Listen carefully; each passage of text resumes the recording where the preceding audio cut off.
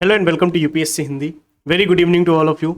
UPPCS mains 2025 का exam चल रहा था और रिसेंटली एग्ज़ाम कंप्लीट हुए हैं और यूपीएससी हिंदी आप लोगों के लिए एक पीवाईक्यू बैच लेकर आया था, जिसमें एक आ गया था कि अगर इससे आप लोग प्रैक्टिस भी कर लेंगे पीवाईक्यूज़ की या फिर इसके कंटेंट को एक बार फॉलो भी कर लेंगे तो आपको इस बार के मेंस में बहुत अच्छी खासी हेल्प मिलने वाली थी। और ध्रुव बैच भी हम लोग चलाते हैं, बट कहीं ना कहीं आज के वीडियो का पर्पस ये है कि आपको ये दिखाना कि आप अगर हम पे भरोसा कर रहे हो, आपने यूपीएससी हिंदी पे भरोसा किया तो कहीं ना कहीं आपको बेनिफिट जरूर मिलेगा। आप एक स्टेप ऊपर जरूर आओगे, आप जहां पे भी उसे एक स्टेप ऊपर जरूर आओगे। तो आज हम लोग डिस्कस करने वाले हैं जो GS3 का एग्जाम हुआ था, उसमें जो economy, environment, science and technology, disaster management, internal security, agriculture के जितने भी सवाल आए हैं 20 सवाल, उनमें से सिर्फ और सिर्फ हमारे पीवाईक्यू बैच से कितने सवालों के आंसर लिखे जा सकते थे। देखो, मैं यहां पे ये नहीं बता रहा हूं आपको कि एज इट इज सवाल आ गया जो मैंने वहां पे कराया। भाई वो पीवाईक्यू बैच है, आपको समझना बात पड़ेगा ना ये वाला, कि आपको ये बात समझनी है कि वो पीवाईक्यू बैच है, यानी वहां पे आपको पीवाईक्यू करवाए जाएंगे। I think this point is clear, right. हम अगर आपको वहां पे पीवाईक्यू करवा रहे हैं तो पीवाईक्यू के डायमेंशंस, पीवाईक्यू के थीम्स, पीवाईक्यू के कीवर्ड्स, पीवाईक्यू के बैकवर्ड लिंकेजेस, पीवाईक्यू के फॉरवर्ड लिंकेजेस जितने भी हैं हम लोगों ने पीवाईक्यू बैच में वो भी कवर किए थे। सिर्फ और सिर्फ पीवाईक्यू का आंसर करा देना ऑब्जेक्टिव नहीं था पीवाईक्यू बैच का। बहुत आप टेलीग्राम पे जाओ, आपको पीवाईक्यू बैच के नोट्स के सैंपल पड़े हैं, पीवाईक्यू बैच के फ्री डेमो वीडियोस यूट्यूब पे पड़े हुए हैं, आप उन्हें देख सकते हो। ठीक है, तो हम स्टार्ट करते हैं। आपको एक एक क्वेश्चन से दिखाएंगे और एक एक क्वेश्चन को दिखाएंगे कि किस तरीके से उससे आंसर सॉल्व हो रहे हैं। यानी कि अगर कोई क्वेश्चन है और आपने अगर पीवाईक्यू बैच किया है और पीवाईक्यू बैच में GS3 के इकोनॉमी के, इन्वायरमेंट के, साइंस एंड टेक्नोलॉजी के, डिजास्टर मैनेजमेंट के, इंटरनल सिक्योरिटी के और एग्रीकल्चर के 6 नोट्स होते हैं, क्योंकि GS3 में 6 सब्जेक्ट्स हैं तो 6 नोट्स होंगे। तो अगर आपने 6 नोट्स फॉलो किए हैं, सिर्फ एक बार उनकी रीडिंग करी है और उसके बाद शॉर्ट में अपने अकॉर्डिंग नोट्स बना लिए, तब भी आप 20 के 20 क्वेश्चंस लिखने की स्थिति में थे। और फिर भी मैंने यहां पे आपको 20 के 20 सवाल नहीं क्लेम किए। मैं आपको यह बता रहा हूं कि आप 17 से 15 से 17 18 सवाल आप लिखने की स्थिति में आ जाते हो बहुत अच्छे से, वो भी विद वैल्यू एडिशन। एक दो सवाल ऐसे थे जो एकदम न्यू थे, जो पीवाईक्यू बैच में नहीं थे, क्योंकि पीवाईक्यू नहीं आया था उससे पहले उस तरीके का कोई। पीवाईक्यू इस बार आ गया नया, तो अब हम लोग इंक्लूड कर लेंगे पीवाईक्यू बैच में। बट जरूरी समझना यह है कि सिर्फ पीवाईक्यू से अगर हम 17-18 सवाल सॉल्व कर रहे हैं तो आप पीवाईक्यू की अहमियत समझ सकते हैं। अगर आप ध्रुव बैच से देखोगे तो ध्रुव बैच से तो सारे क्वेश्चन सॉल्व हो रहे हैं, इसीलिए मैं ध्रुव बैच की तो यहां बात ही नहीं कर रहा। ध्रुव बैच से तो ऑलरेडी क्वेश्चन सॉल्व हो रहे हैं। ध्रुव बैच से तो आप ऑल डायमेंशन सीखते हो, वहां पे आंसर राइटिंग कैपेबिलिटी सीखते हो और अपने सिलेबस को कवर करते हो। पीवाईक्यू बैच में सिलेबस नहीं कवर होता, लेकिन इतने सारे डायमेंशंस और आपको थीम्स कवर करा दी जाती हैं कि आप फिर भी आंसर लिखने की स्थिति में होते हो। तो आज हम लोग GS3 कर रहे हैं, फिर मैं आपको GS2 का वीडियो लेकर आऊंगा, फिर मैं GS1 का भी वीडियो लेकर आऊंगा, हो सकता है सत्य सर GS4 का वीडियो लेकर आए, GS5 एंड GS6 का वीडियो भी मैं आपको लेकर दूंगा। But what is the important process in this, इस पूरे सिनेरियो के पीछे का ऑब्जेक्टिव क्या है? इस पूरे सिनेरियो के पीछे का सिर्फ एक ऑब्जेक्टिव है कि जो भी टॉपिक्स आपको पढ़ाए जाते हैं पीवाईक्यू बैच में, देखो जो भी टॉपिक्स आपको पीवाईक्यू बैच में दिए जाएंगे उससे सवाल सॉल्व होते हुए दिखेंगे, आप बिल्कुल सॉल्व होते हुए दिखेंगे, क्योंकि इसके पीछे की जो एनालिसिस होती है वो काम करती है कहीं ना कहीं। चलो देखते हैं हम लोग। तो हम लोग क्वेश्चन से स्टार्ट करते हैं। सबसे पहले 20 नंबर क्वेश्चन है, इसको पढ़ते हैं। मतलब बहुत लंबा वीडियो नहीं रखेंगे, फिर भी थोड़ा सा डिस्कशन तो कर ही देंगे कि कौन से टॉपिक को कहाँ से सॉल्व कर रहे हैं हम लोग। तो अगर आप देखें, क्वेश्चन है, कह रहा है, आई थिंक दिख रहा होगा आप लोगों को, क्वेश्चन दिख रहा है ना? बस ठीक है, दिख रहा है। Suggest some effective strategies for reducing the risk of man made disaster like industrial accident, terrorist attack and fires. ठीक है, औद्योगिक दुर्घटनाओं, आतंकी हमलों व आग जैसी मानव निर्मित आपदाएं। मतलब ये आपके सामने आपदाएं दे दी उन्होंने, ये और ये। इनके जोखिम को कम करने के लिए कुछ रणनीतियां बतानी, कुछ स्ट्रेटजीज बतानी। यानी जो औद्योगिक दुर्घटनाएं हैं, ठीक है, अगर ये है, आतंकी हमले हैं, मानव निर्मित आपदाएं हैं, इनका जो भी जोखिम होता है वो हमें कम करना है। वो कम करने के लिए क्या स्ट्रेटजीज फॉलो कर सकते हैं हम लोग? सिंपल सवाल है। अगर आपने डिजास्टर मैनेजमेंट की क्लासेस पढ़ी हैं और इंटरनल सिक्योरिटी की क्लासेस पढ़ी हैं मेरी पीवाईक्यू बैच में, जो मैंने आपको कवर कराई थी, वहां पे आपको देखने को मिलेंगी। तो सिंपल इस क्वेश्चन का आंसर आप कहां कहां से लिख सकते थे वो मैं बता देता हूं।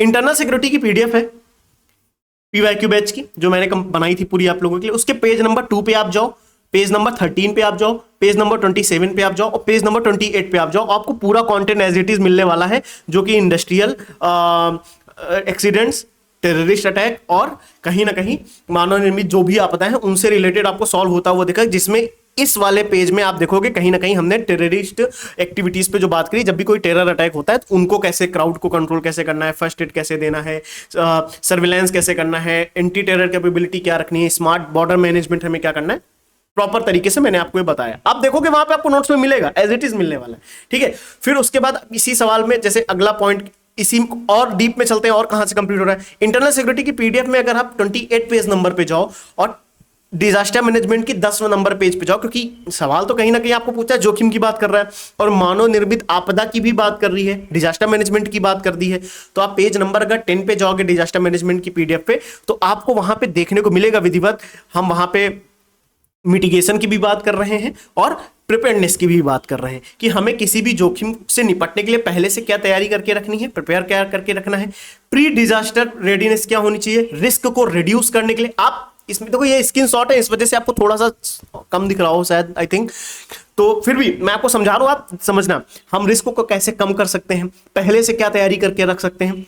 That is the important point जो आपको वहां पे नोट्स पे सॉल्व होता हुआ दिखेगा। यही नहीं, आप अगर डिजास्टर मैनेजमेंट की पीडीएफ 23 पेज नंबर पे और 9 पेज नंबर पे जाएंगे तो प्रॉपर एक चार्ट बना के दिया, हिंदी में भी है इंग्लिश में भी है, प्रॉपर एक चार्ट बना के दिया, ड्यूरिंग डिजास्टर आपको क्या करना है, डिजास्टर के बाद क्या करना है, सेफ्टी एंड सिक्योरिटी के बारे में बताया है, डिजास्टर के टाइम पे कम्युनिकेशन कैसे बनाए रखना है, ड्रोन सर्विलांस का क्या रोल है, एआई का क्या रोल है, इसरो का क्या रोल है, एनडीएमए का क्या रोल है, एनडीएमए ऐप का यूज कैसे हो सकता है। मैन मेड डिजास्टर पे सवाल आया था, ये देखो industrial accident, chemical spills, nuclear accident, fire, transport, everything available on the PYQ batch note, क्योंकि इतने सारे डायमेंशंस हमने ऑलरेडी आपको पीवाईक्यू में कवर करके दे दिए थे, सारे डायमेंशंस कवर किए थे कि छूटना नहीं चाहिए भैया, सवाल होना चाहिए आपका।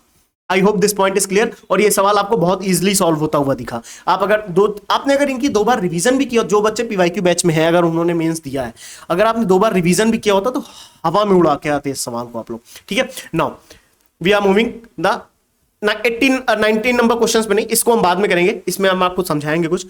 18 नंबर क्वेश्चन पे आते हैं, ठीक है। 18 नंबर क्वेश्चन कैसे सॉल्व हो रहा है एक बार इसको देखते हैं। सवाल कह रहा है कि what type of threats do drugs and organized crime pose to India's internal security? What measure can be taken to control these challenges?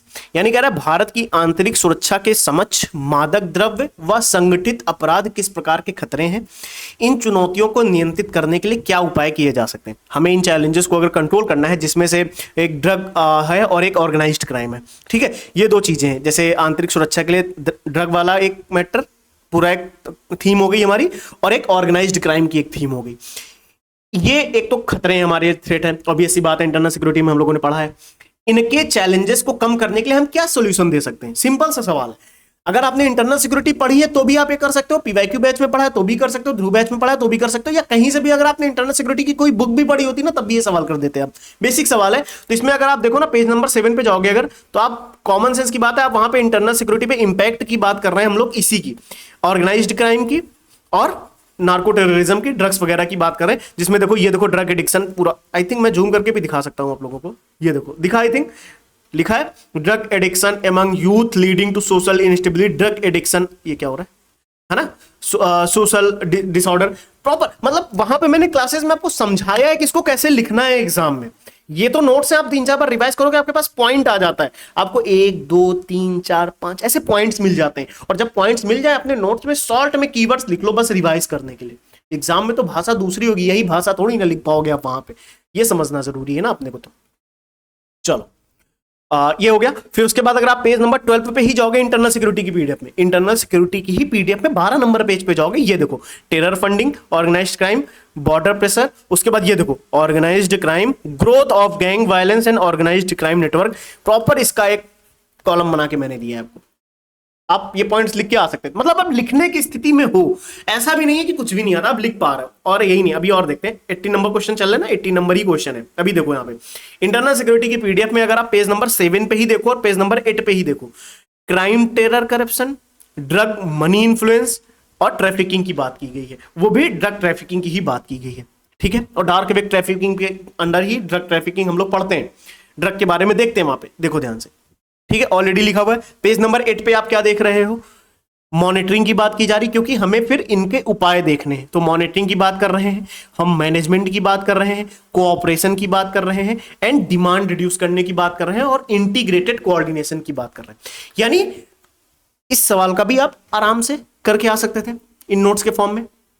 अब प्रॉपर जाओ, पेज नंबर पे जाओ, ये हेडिंग देखो जाके, कौन सी हेडिंग पड़ी है बच्चा, ये हेडिंग पड़ी है measure to counter narco terrorism. आप जाओगे वहां पे मिलेंगे पॉइंट्स आपको, यही नहीं अभी और देखते ना, पेज नंबर 11 पे आओ आप पेज नंबर अगर 11 पे आओगे, पेज नंबर 11 पे अगर आप आओ तब भी देखोगे वहां पे, पेज नंबर 11 पे आप क्या देखोगे कि मेजर काउंटर नार्को टेररिज्म। अगर ड्रग एडिक्शन जैसी चीजें हैं, इनको कैसे कंट्रोल करना है, इनको कैसे काउंटर करना है, इनको कैसे कम करना है, दीज आर द पॉइंट्स। वो भी कितने, 8 पॉइंट्स लिखे थे मैंने, आप 3-4 भी याद होते तो एग्जाम में आपका काम हो जाता।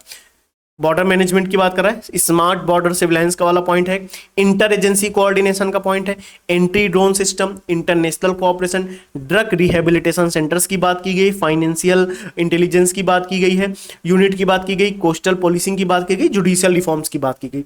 अब हर एक पॉइंट का लिंक है, आप ऐसा समझना एज इट इज, आप वहां पे न लिख पाओ मैं मानता हूं, लेकिन हर एक पॉइंट को, जैसे आप नार्को टेररिज्म की बात की, एनआईए का यूज बताओ, डीआरआई का यूज बताओ, एनसीबी का यूज बताओ, कॉमन सेंस की बात है, आप आसानी से बता के आ सकते थे। क्लियर। अब इसके पेज नंबर किस पे जाओगे आप लोग, पेज नंबर 11 पे जाओगे आई थिंक। अब दिखा पेज नंबर, मेरी फोटो के ऊपर दिख रहा है पेज नंबर, हाँ, पेज नंबर 11 पे आप जाओगे, आप इसको आराम से उड़ा के आओगे सवाल, ठीक है, ठीक। आगे देखते हैं पेज नंबर, ये 18 नंबर सवाल ही और कहां से सॉल्व हो रहा है, पेज नंबर 13 पे आओ आप लोग, पेज नंबर 13 पे आओ, देखो measure to counter narco terrorism, फिर से आपको कुछ पॉइंट्स एक्स्ट्रा दिए थे मैंने वहां पे, फिर से आप इसको सॉल्व करके आ सकते थे, बहुत इजी। आई होप अब आपको समझ में आ रहा है कि आप गलत हाथों में नहीं हो। मतलब मुझे ऐसा लगता है कि मैंने जब बैच पढ़ा रहा था, मैं पीवाईक्यू बैच जब मैं करा रहा था, तो वहां पे मैंने GS3 और GS2 की मैंने बात करी थी कि मैं इसको पूरा कंप्लीट कराऊंगा। तो मैं जब GS3 करा रहा था तो वहां पे मैंने एक चीज बोली थी आप लोगों को कि इसको कर लेना, आपको बहुत फायदा होना है, ठीक है, बहुत फायदा होता। तो अब यहां से अगर हम लोग देखें 17 नंबर क्वेश्चन पे, ठीक है, तो देखो ये सवाल तो हमारे सारे हो रहे हैं, 17 नंबर क्वेश्चन हो रहा है, यानी कह रहा है information technology, space technology and biotechnology are playing important role in transforming India into a developed nation, discuss with an example. मतलब कह रहा है इंफॉर्मेशन टेक्नोलॉजी, स्पेस टेक्नोलॉजी और बायोटेक्नोलॉजी बहुत इंपॉर्टेंट है इंडिया को डेवलप्ड बनाने में, डेवलप्ड कंट्री बनाने में, डेवलप करने में इनका बहुत रोल है, इंफॉर्मेशन टेक्नोलॉजी का, स्पेस टेक्नोलॉजी का और बायोटेक्नोलॉजी का। इसको हमें एग्जांपल के थ्रू बताना है। मैं कह रहा हूं इंफॉर्मेशन टेक्नोलॉजी के बारे में कुछ भी पढ़ा हो आपने, बायोटेक्नोलॉजी के बारे में कुछ भी पढ़ा हो आपने, स्पेस टेक्नोलॉजी के बारे में कुछ भी पढ़ा हो आपने साइंस एंड टेक्नोलॉजी में, तीन चार पॉइंट्स निकाल लो, उनको अपनी लैंग्वेज में कुछ इस तरीके से फ्रेम करो कि वो लगे कि हाँ इस स्टेटमेंट से डेवलप नेशन होगा, इस स्टेटमेंट में डेवलप नेशन की बात है, इस स्टेटमेंट में डेवलप नेशन की बात है, इस स्टेटमेंट में डेवलप नेशन की बात है, इस स्टेटमेंट में डेवलप नेशन की बात है। बहुत ईजी तरीके से आप सवालों को कर पाओगे, बहुत ईजी तरीके से, ठीक है। और यही काम हमने यहाँ पे आपको साइंस एंड टेक्नोलॉजी में कर दिखाया था, क्लासेस में बताया भी था। अगर आप साइंस एंड टेक्नोलॉजी की पीवाईक्यू बैच की पीडीएफ में जाओगे तो आप वहां पे क्या देखोगे कि page number 45, page number 7 and page number 7 पे आपको साइंस एंड टेक्नोलॉजी की बात की गई है, जिसमें हमने उसको डेवलप करने की बात करी, स्पेस रिवॉल्यूशन की बात करी है, डिजिटली इंपावर करने की बात करी है, एक्सेस की बात करी है, फिर उसमें इंफॉर्मेशन टेक्नोलॉजी की बात देखोगे आप, डिजिटल इंफ्रास्ट्रक्चर की बात देखोगे आप। क्यों ये पॉइंट्स क्यों बताने, क्योंकि ये कीवर्ड्स है साइंस एंड टेक्नोलॉजी के, साइंस एंड टेक्नोलॉजी के दीज आर द कीवर्ड जो आपको हर एक क्वेश्चन में लिखने पड़ते हैं। आप लिखोगे तभी तो आपके आंसर्स मिलने वाले हैं, मार्क्स मिलने वाले हैं अच्छे। चलो उसी 17 नंबर सवाल को और कहां से अब आगे कैसे कर सकते थे कि जब आप, अगर हमने साइंस एंड टेक्नोलॉजी की बात करी है, स्पेस टेक्नोलॉजी की बात करी, बायोटेक्नोलॉजी और इंफॉर्मेशन टेक्नोलॉजी, पेज नंबर 9 पे जाओ। साइंस एंड टेक्नोलॉजी में जब हम डिजिटल इंफ्रास्ट्रक्चर की बात करते हैं तो देखो Umang app, DigiLocker, Bharat net, UPI system, these are the examples जो कि आप इंफॉर्मेशन टेक्नोलॉजी के अंतर्गत लिख के आ सकते हो, ठीक है। फिर उसके बाद इंफॉर्मेशन टेक्नोलॉजी के अंतर्गत और आप डेटा प्रोटेक्शन की बात कर सकते हो, यूएन ह्यूमन राइट काउंसिल्स की बात करते हो ग्लोबल लेवल पे। पेज नंबर 4 पे आपको ये कंटेंट देखने को मिलेगा। अगर आप कोट करके आते हो ना ये एग्जांपल्स, मार्क्स बूस्ट होते हैं, मतलब वैल्यू एडिशन वाले मार्क्स मिलते हैं। हर एक क्वेश्चन में आप एक एक मार्क्स बढ़ा लो, हर एक सवाल में केवल एक एक। सुनना मेरी बात बच्चा पार्टी, हर एक सवाल में एक एक मार्क्स, केवल एक एक। सोचो 20 सवाल है, 20 मार्क्स बढ़ेंगे, 6 पेपर हैं, 120 मार्क्स बढ़ते हैं अगर हर सवाल में एक एक नंबर केवल आप बढ़ाओ, एक एक नंबर। देख रहे हो आप? तो अब इसमें आगे देखो, अगर मैं कहूं आपसे, पेज नंबर 5 में भी इंफ्रास्ट्रक्चर की बात कर रहे हैं, पेज नंबर 9 पे आओ। पेज नंबर 9, नहीं पेज नंबर 9 ये तो वही है, ये तो वही पेज है, दोबारा लग गया है शायद, आई थिंक 4 हाँ ये। जैसे यहां पे इंस्टीट्यूशनल फ्रेमवर्क की बात करी थी इंफॉर्मेशन टेक्नोलॉजी वाली, बट यही नहीं। अब देखो यहां पे पेज नंबर 28, 70 नंबर सवाल है ना, information technology, space technology, biotechnology. Page number 28 biotechnology पे सीधा सवाल कराया था मैंने आपको, क्योंकि पीवाईक्यू में था तो आ गया, रिपीट हो गया। लेकिन ये सवाल मत देखो, आप कंटेंट देखो कि इस कंटेंट का यूज किसी और सवाल में हो सकता है या नहीं।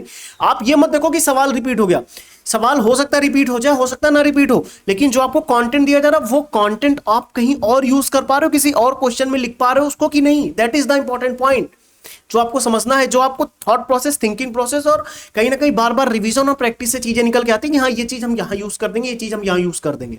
इसीलिए मैं कहता था 3 4 5 पेज के बनाओ नोट साइंस एंड टेक्नोलॉजी के, बस 5 6 पेज के बना लो, ज्यादा ज्यादा 7 8 पेज के बना लो, उसको इतना रिवाइज कर लो, इतना रिवाइज करो, उन्हीं 7 8 पेज से आप आंसर लिख के आ जाओ। बस भाषा का खेल है कि हम ये यहाँ पे भाषा पर लिखेंगे, यहाँ पे ऐसा सवाल आएगा तो ये भाषा लिख के आएंगे।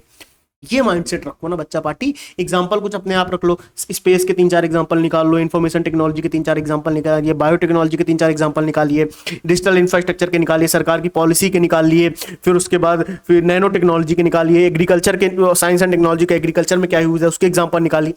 सारे डायमेंशन के 3 4 4 एग्जाम्पल निकाल के लिख लिए। एग्रीकल्चर पे कोई भी सवाल आ रहा है वही एग्जाम्पल लिख के आने, क्योंकि हमें यही आते हैं भाई साहब। कोई बहुत लोग ना वही नहीं लिख के आ रहे हैं, आपको ये नहीं पता, बहुत लोग तो वही एग्जाम्पल नहीं लिख के आ रहे हैं, ये समझना है आपको, ठीक है। चलो हाँ ये वाला देख लेते हैं, बायोटेक्नोलॉजी की बात करा था, बायोटेक्नोलॉजी का कॉन्सेप्ट, इवोल्यूशन, ये देखो, और बायोटेक्नोलॉजी की वजह से बच्चा party major achievement in India in biotechnology. India में बायोटेक्नोलॉजी में क्या अचीवमेंट हुई, अगर हम ध्यान से सुनना, अगर हम बायोटेक्नोलॉजी में कुछ अचीव कर रहे हैं तो यानी हम अपने नेशन को डेवलप करने का प्रयास करने की नहीं कर रहे। तो दीज आर द एग्जांपल जो आप इस सवाल में लिख के आ सकते थे कि नहीं लिख के आ सकते थे। पेज नंबर 28 पे जाना, आपको मिल जाएगा, आप साइंस एंड टेक्नोलॉजी की पीडीएफ पे पेज नंबर 28 पे जाओगे, पूरा कॉलम आपको मिलने वाला है, वहां पे टेबल मिलने वाली है, डोंट वरी। हो गया, कर पा रहे हैं आप लोग? चलें आगे। चलो अभी और अच्छा, ओके ओके ओके 70 नंबर सवाल और सॉल्व हो रहा है। पेज नंबर 29 पे जाओ, बायोटेक्नोलॉजी का हेल्थ सेक्टर में यूज देखो, बायोटेक्नोलॉजी का एग्रीकल्चर सेक्टर में आप यूज देखो, इंडस्ट्रियल सेक्टर में आप यूज देखो, इन्वायरमेंट एंड वेस्ट में देखो। अब देखो ध्यान से, मैं कह रहा हूं बायोटेक्नोलॉजी का हेल्थ सेक्टर में अगर हम यूज करेंगे, थोड़ा उसके जो भी एग्जांपल है मुझे अभी नहीं पता, मैं आपसे बात ही नहीं कर रहा, मैं आपके सामने क्यों रखूं जीएम क्रॉप्स जैसी बातें, सब इनकी बात क्यों रखूं, वैक्सीन की बात, इसकी बात, उसकी बात क्यों करूं? मैं तो आपको सिर्फ समझाना चाह रहा हूं कि बायोटेक्नोलॉजी, ध्यान से सुनना, कि बायोटेक्नोलॉजी का हेल्थ सेक्टर में यूज है। तो बायोटेक्नोलॉजी का हेल्थ सेक्टर से रिलेटेड अगर हमारे पास 2 एग्जांपल्स पहले से थे, यहां पे कोट कर सकते थे कि नहीं कर सकते? और कहीं भी यूज हो सकता है, मैं तो कह रहा हूं और कहीं भी लिखे जा सकते हैं, लेकिन यहां भी लिखे जा सकते हैं कि नहीं? लिखे जा रहे हैं, ठीक है, ओके। अरे भैया दिख रहा है कि नहीं दिख रहा है?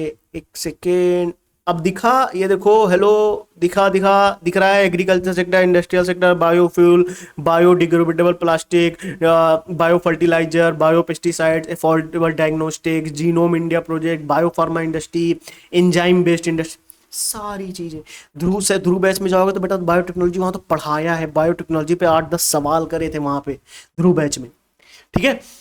ये है इंपैक्ट पीवाईक्यू बैच, सिर्फ पीवाईक्यू बैच का मैं तो कह रहा हूं, सिर्फ पीवाईक्यू बैच का इंपैक्ट है ये। एट द एंड अंततः दुनिया भर की किताबें पढ़ लो, 1 लाख पेज पढ़ लो, 1 लाख किताबें पढ़ लो, आपको शॉर्ट नोट्स रखने पड़ेंगे जो 50 बार रिवाइज करके वही लिख के आना है एग्जाम्पल में, वही एग्जाम में लिख के आओगे, कुछ एक्स्ट्रा नहीं लिख सकते, क्योंकि आप वहां, आपके पास इतना समय ही नहीं होगा कि आप बैठ के ऐसे सोचो ये लिखें कि ना लिखें, इतना समय नहीं होता है।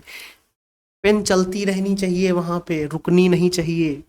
ये है एग्जाम्पल्स, तो शॉर्ट में काम करो, आगे बढ़ो, ठीक है। अच्छा अभी नहीं, अभी और सॉल्व हो रहा है। पेज नंबर 29 पे ही साइंस एंड टेक्नोलॉजी के पीडीएफ में पेज नंबर 29 पे जाओगे, बायोटेक्नोलॉजी का institutional framework in India, policies और अपलिफ्टमेंट ऑफ पुअर सेक्शन। अगर हम बायोटेक्नोलॉजी के थ्रू पुअर सेक्शन को अपलिफ्ट कर रहे हैं तो हम नेशन को डेवलप करने में हेल्प कर रहे हैं कि नहीं कर रहे हैं? तो दीज आर द एग्जांपल्स जो आप लिख के आ सकते थे। नहीं तो इतने सारे एग्जांपल्स में 3 4 भी अगर आपको याद रखते तो उड़ा के आ सकते थे। I hope this point is clear right now. आगे चले, चलो बच्चा पार्टी। मैं तो कह ही रहा था आएंगे सवाल, कर लोगे कर लोगे, अभी और सॉल्व हो रहा है, रुक जाओ। देखो पेज नंबर 30 पे जाओ आप लोग, साइंस एंड टेक्नोलॉजी की पीडीएफ पीवाईक्यू बैच की, पेज नंबर 30 पे जाओ, पेज नंबर 25 पे जाओ। इम्पैक्ट की बात हो रही है, चैलेंजेस की बात हो रही है, वे फॉरवर्ड भी लिखा है, कंक्लूजन भी दिख दिया है, साइंस एंड टेक्नोलॉजी की बात हो रही है, तो चंद्रयान 3 जैसे एग्जांपल्स भी आपको दे दिए। चंद्रयान 3 के एक नहीं कितने एग्जांपल्स हैं, देखो ध्यान से, 1 2 3 4 4 पॉइंट लिखे हैं साइंस एंड टेक्नोलॉजी के। मैं यहाँ पे हैं और भी सवाल मिलेंगे आपको, डोंट वरी, लेकिन मैं कह रहा हूं सिर्फ इतना पढ़ लेते, इसी को 10 बार रिवाइज कर लेते, यही लिख के आ जाते। हो रहा था सवाल सॉल्व आपका, हो रहा था ना सवाल। अच्छा हाँ, एक चीज मैं अभी बीच में बता देता हूं कि जो बच्चे आज एक वीडियो का वेट कर रहे थे कि आएगा पीवाईक्यू सॉल्व करने वाला, डोंट वरी, आएगा, आज नहीं आया कल आ जाएगा, परेशान ना होना। आपकी पीवाईक्यूज प्रैक्टिस कराऊंगा मैं, करंट अफेयर के क्वेश्चंस की प्रैक्टिस कराने का प्लान कर रहा हूं, वो भी मैं कराऊंगा, ठीक है। प्रयास है पूरा कि मैं कराऊंगा ताकि आप लोगों की प्रैक्टिस हो जाए करंट अफेयर्स की। चलते हैं आगे, फिर और सवाल नंबर देखते हैं 17 और कहाँ से सॉल्व हो रहा है। साइंस एंड टेक्नोलॉजी की बात कर रहे थे, पेज नंबर 18 पे जाओ, डीआरडीओ स्पेस टेक्नोलॉजी की बात चल रही है। देखो डीआरडीओ का एग्जांपल है, पोखरन का एग्जांपल है, missile system, cyber security, AI, robotics, quantum technology, drone, cyber defence, space technology, satellite based surveillance, communication, सब दिया है, सब कुछ है, बस पढ़ने की जरूरत है, देखने की जरूरत है कि क्या मिल रहा है क्या नहीं मिल रहा है। पेज नंबर 28 पे जाना, आप लोगों को मिल जाएगा पूरा। 17 नंबर सॉल्व हो गया, आप आगे चलें, चलो क्वेश्चन नंबर 17 और भी सॉल्व हो जाएगा। पेज नंबर 19 पे जाओगे तब भी आपको वहां पे information technology, space technology and science और बायोटेक्नोलॉजी से रिलेटेड एग्जांपल्स मिल जाएंगे, ठीक है। क्वेश्चन नंबर 16 क्या कह रहा है, पढ़ते हैं। कह रहा है एक्सेस, ये पीडीएफ आपको मिल जाएगी, ठीक है, ग्रुप में मैं डाल दूंगा शाम को। कह रहा है access the contribution of startup schemes of the government of India in technology transfer, keyword है technology transfer, economic growth and overall development of India. सवाल क्या कह रहा है, सवाल कह रहा है भारत सरकार की स्टार्टअप योजना का, कौन सी योजना का, कौन सी स्टार्टअप योजना का प्रौद्योगिकी हस्तांतरण यानी टेक्नोलॉजी ट्रांसफर, आर्थिक विकास और भारत के सर्वांगीण विकास में। मैं कह रहा हूं सवाल है स्टार्टअप इंडिया, कुछ पढ़े हो स्टार्टअप इंडिया पे कि नहीं पढ़े, कुछ तो पढ़े होंगे। तो स्टार्टअप इंडिया के जो भी पॉइंट्स थे उनको टेक्नोलॉजी से लिंक कर दो, स्टार्टअप इंडिया के जो भी आपने पॉइंट पढ़े थे उनको इकोनॉमिक डेवलपमेंट के पॉइंट से लिंक कर दो, ग्रामीण विकास से लिंक कर दो, बता दो हो रहा है विकास, सवाल जस्टिफाई हो जाता, आपका आंसर जस्टिफाई हो जाता। एग्जैक्ट तो मिलते ही नहीं ना, यही तो मैं सवाल, ही तो मेन पॉइंट है, एग्जैक्ट नहीं मिलते तो बनाने ही पड़ते। सवाल है स्टार्टअप योजना का लिंक बनाओ टेक्नोलॉजी ट्रांसफर से, स्टार्टअप योजना का आप लिंक बनाओ टेक्नोलॉजी ट्रांसफर से, ठीक है। फिर उसके बाद स्टार्टअप योजना का आप लिंक बनाओ किससे, इकोनॉमिक डेवलपमेंट से, आर्थिक विकास से। फिर स्टार्टअप योजना का आप एक लिंक बनाओ ग्रामीण विकास से, विलेज डेवलपमेंट से। बस स्टार्टअप हो रहा है, टेक्नोलॉजी हम बनाएंगे, न्यू टेक्नोलॉजी लाएंगे, इनोवेशन लेके, मैं समझा रहा हूँ सर, इनोवेशन लेके आएंगे, इन्वेस्टमेंट लेकर आएंगे, फंडिंग लेकर आएंगे, ग्रोथ करेंगे, टेक्नोलॉजी बनाएंगे, फिर वो टेक्नोलॉजी हम दूसरे देशों को भी देंगे, वो टेक्नोलॉजी हम दूसरे राज्यों को भी देंगे, दूसरे गांवों को भी देंगे, इससे और विकास होगा और जॉब्स क्रिएट होंगी, पैसा, ये सब क्या है, यही पॉइंट लिखे जाते हैं, बस इनको अच्छी भाषा में लिख दो, 3-4 एग्जाम्पल रटे रहो, वही एग्जाम्पल लिख के आ जाओ। सवाल तो हलवा था, सवाल कोई बहुत कठिन सवाल नहीं था, पॉइंट्स को अब देखो, इसमें एक पॉइंट देखो, अब समझने की बात, बहुत लोग क्या करेंगे, इस सवाल का आंसर बहुत ज्यादा बढ़िया लिख के आएंगे, तो अच्छी बात है, अच्छी बात है, आप बहुत अच्छा आंसर लिख के आ रहे हो, वो बहुत अच्छी बात, आपने बहुत बेटर आंसर लिख दिया, वो बहुत अच्छी बात। But what is the important point कि आप आंसर लिखने की स्थिति में भी हो या नहीं, एट आपको आंसर लिखने की स्थिति में होना चाहिए, ये मेन पॉइंट है, ठीक है। तो ये सवाल आई थिंक समझ में आ गया होगा आप लोगों को। अब हम देख लेते हैं कि ये सवाल हम लोगों के पीवाईक्यू बैच के नोट्स से सॉल्व हो रहा था या नहीं। तो ऑब्वियस सी बात है, यहां मैं लेके आऊंगा, इसका मतलब सॉल्व ही हो रहा होगा, है ना।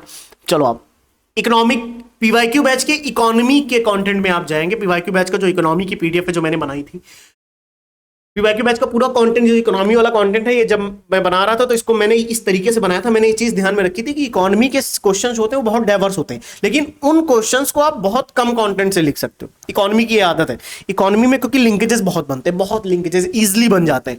इकोनॉमी की जब लिंकेजेस बहुत इजिली बन जाते हैं तो कम कंटेंट में आपका काम हो जाता है, लेकिन फिर भी मैंने बहुत डीप में कंटेंट दिया था। तो आप इस सवाल को करने के लिए पेज नंबर 79 पे अगर जाएंगे, दिख रहा है पेज नंबर, पेज नंबर 79 पे जाएंगे तो आप स्टार्टअप इनिशिएटिव के पॉइंट्स देखोगे। इनोवेशन की बात कर रहे हैं, एंटरप्रेन्योरशिप की बात हो रही, सेल्फ रिलायंस की बात हो रही, ट्रेड की बात हो रही, स्कीम्स भी लिखी गई हैं यहाँ पे आपके सामने, आईपीआर प्रोटेक्शन की भी बात की गई है और डेटा भी आपको दिया गया है, जॉब्स का भी डेटा आपको दिया गया है, फंडिंग की भी बात की गई है। आपको प्रॉपर कीवर्ड्स अच्छे मिलते, डेटा अच्छा मिल गया। फिर स्टार्टअप इंडिया की स्ट्रेंथ भी आपको बताई गई है और लिमिटेशंस भी आपको बताई गई, जो जैसा यूज है आप करो। 79 पेज नंबर पे आपको मिलेगा।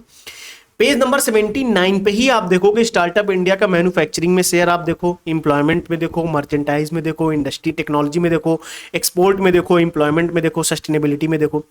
These are the points. अगर आप 79 पेज नंबर पे ही देखोगे तो आपको overall impact on industrial growth एक हेडिंग है, उसके अंतर्गत आपको मिल जाएगा। ठीक है, समझ आए? आप कर सकते थे, पीवाईक्यू बैच से आसानी से सॉल्व लिखा जा सकता था। फिर और भी नहीं है अभी, मतलब इस सवाल को और मैं करा देता हूं, मतलब अभी नहीं, यहीं पे नहीं रुकेंगे हम। साइंस एंड टेक्नोलॉजी के पेज नंबर 39 को अगर आपने पढ़ा हो, अब आप कहोगे ये दूसरी बुक क्यों लेके आ गए? अरे भैया, पीवाईक्यू बैच एक कॉम्प्रिहेंसिव बैच था, एक कंबाइन बैच था, इसमें सारे पीवाईक्यू सॉल्व होने थे। तो जहां साइंस एंड टेक्नोलॉजी की बात होगी वहां इकोनॉमी की बात होगी कि नहीं होगी? तो जब साइंस एंड टेक्नोलॉजी की बात हो रही है तो साइंस के थ्रू हम इकोनॉमी को बूस्ट करते हैं, इकोनॉमी के थ्रू हम साइंस को बूस्ट करते हैं। तो जब आपस में लिंकेजेस ही ऐसा बन रहा है तो साइंस एंड टेक्नोलॉजी की पीडीएफ में जाना उचित बात है या नहीं? साइंस एंड टेक्नोलॉजी की जब 39 पेज नंबर पीडीएफ पे आप जाएंगे तो इनोवेशन एंड स्टार्टअप्स की प्रॉपर डीप में मैंने incubation, technology transfer, entrepreneurship, BRC point, technology transfer जैसे पॉइंट्स लिखे गए हैं वहां पे आपको मिलेंगे। ठीक है, समझ आ गया है? फिर इकोनॉमी की ही पेज नंबर पे, इकोनॉमी की पीडीएफ में पेज नंबर 44 पे आएंगे तो भी आपको पॉलिसी वॉलिसी मिल जाएंगी साइंस एंड टेक्नोलॉजी से जुड़ी, जो ग्रोथ में लेके आ रही है। जैसे स्टार्टअप इंडिया का ये देखो पॉइंट यहाँ पे मिलेगा आपको, प्रमोट फंड वंड वेज वगैरह सब देखो मिल जाएगा। ठीक है, क्लियर? पेज नंबर 44 तक। तो ये था 60 नंबर क्वेश्चन जो आप बहुत इजी तरीके से सॉल्व कर सकते थे। चलें आगे, चलो पेज। अब नेक्स्ट सवाल क्या कह रहा है हमारा? नेक्स्ट सवाल क्या कह रहा है? 15 नंबर सवाल है, कह रहा है land reform in India remain an unfinished agenda. Okay, explain how the lack of proper land record and tenancy reforms act as halter in the industrialization and modernization of agriculture in India। Hindi पढ़ते हैं। भारत में भूमि सुधार एक अधूरा agenda बना हुआ है। ठीक है, व्याख्या कीजिए कि उचित भूमि अभिलेखों और काश्तकारी सुधारों की कमी यानी टेनेंसी रिफॉर्म एक्ट की कमी के कारण भारत में कृषि के औद्योगिकीकरण और आधुनिकीकरण में बाधा के रूप में कार्य करती है। भैया लैंड रिफॉर्म नहीं हुए हैं और काश्तकारी सुधारों में कमी आई है, इस वजह से कृषि को हम औद्योगिकरण में नहीं लेकर आ पा रहे हैं, उसका आधुनिकीकरण नहीं कर पा रहे हैं, उसमें कुछ बाधाएं आ रही हैं। सवाल ये है, बहुत अच्छे से सॉल्व करते हुए देखेंगे इस सवाल को। पेज नंबर 26 पे आप एग्रीकल्चर की पीडीएफ में जाओगे तो लैंड होल्डिंग्स की बात की गई है क्योंकि लैंड रिफॉर्म नहीं हुए हैं। Tenancy and land leasing issues की बात की, ये इंग्लिश की पीडीएफ है। आप हिंदी की पीडीएफ में, आप हिंदी की पीडीएफ भी दी गई है, बल्कि हिंदी की पहले दी गई थी, बाद में इंग्लिश की दी गई है। तो इंग्लिश में आसानी से टाइप करके ढूंढने में मिल जाता है, तो मैंने ढूंढ लिया था, तो इंग्लिश के स्क्रीनशॉट लगे हैं। अदरवाइज आप हिंदी की पीडीएफ में जाओगे सब कुछ सेम है, हिंदी ट्रांसलेशन ही है भैया। ठीक है, उसके बाद डिस्पैरिटीज की बात की गई है, एग्जाम्पल पंजाब हरियाणा का भी आपको दिया गया है, पुअर मार्केट एक्सेस की बात की गई। ठीक है, तो land leasing, land holding, tenancy, इनके प्रॉपर पॉइंट्स आपको मिलेंगे। फिर उसके बाद आपको रिपोर्ट के साथ आपको मिलेगा ताकि आप अपने पॉइंट को जस्टिफाई कर पाओ। ठीक, पेज नंबर 44 पे 26 के बाद जब आप 45 पेज नंबर पे आएंगे, लैंड रिकॉर्ड का एक पॉइंट आपको मिलेगा डेटा के साथ। पॉलिटिकल रेजिस्टेंस की बात की गई है। लैंड फ्रेगमेंटेड है क्योंकि लैंड रिफॉर्म हुए नहीं, वो पॉइंट आपको देखने को मिलेगा। वीक टेनेंसी रिफॉर्म, और यही सवाल पूछा है ना, टेनेंसी रिफॉर्म में हर्डल्स हैं, वीक है, ये देखो सुधारों की कमी है, काश्तकारी सुधारों की कमी है, these are the point, direct लिखा हुआ है, वो भी डेटा के साथ लिखा गया है। Okay, fragmented of land holdings की बात की गई है, फिर भी डेटा की बात कर रहे हैं, विद प्रॉपर डेटा के साथ हर एक पॉइंट बताया गया, जस्टिफाई किया मैंने, ठीक है। तो ये सवाल अब हो जाएगा, टूटेगा माइक, तो ये सवाल हो जाएगा आपका। चलो आगे देखते हैं। यही यही यही 15 नंबर सवाल 46 पेज नंबर से भी सॉल्व होता हुआ देखेगा, क्योंकि वहां पे हम इन इफेक्टिव रिडिस्ट्रीब्यूशन की बात कर रहे हैं, कोऑर्डिनेशन है, एग्रीकल्चर की बात कर रहे हैं, डाइवर्जन ऑफ एग्रीकल्चर लैंड का एग्जांपल लिखा हुआ है, क्लाइमेट का भी एक लिंक बनाया था मैंने वहां पे आपके लिए, जब पढ़ाया था मैंने आपको बताया था। तो आई होप ये सवाल के पॉइंट्स आपको मिल गए हैं सफिशिएंट, और भी हैं मतलब देखने को तो और भी मैं बता सकता हूं। जैसे ये देखो पेज नंबर 46 पे अगर आप जाओ, पेज नंबर 46 पे डायरेक्ट आप देखोगे लैंडलेस फॉर्मर्स की बात की गई है, टेनेंट कल्टीवेटर की बात की गई है, फ्रेगमेंटेड एंड मार्जिनल लैंड की बात की गई है, लैक ऑफ लैंड ओनरशिप की बात की गई है, एंड लैंड डिस्प्यूट्स की भी बात की गई। क्यों? क्योंकि अगर हम लैंड रिफॉर्म्स की ही बात कर रहे हैं तो लैंड रिफॉर्म्स के अंतर्गत बहुत सारी डायमेंशंस हैं जो कवर होंगी, क्योंकि बहुत विविधताएं हैं इस सवालों में। तो एग्रीकल्चर प्रोडक्टिविटी का पॉइंट आना ही आना है, लैंड होल्डिंग की पॉइंट आना ही आना है, ऑनरशिप का पॉइंट आना ही आना है, लैंडलेस फॉर्मर्स का पॉइंट आएगा ही आएगा, बहुत सारे पॉइंट्स आते हैं, तो सारे कवर है यहाँ पे। 46 पेज नंबर पे जाओ, मिल जाएगा। कितने पेज नंबर पे? 46 भैया, कौन से पेज नंबर पे? 46। चले आगे।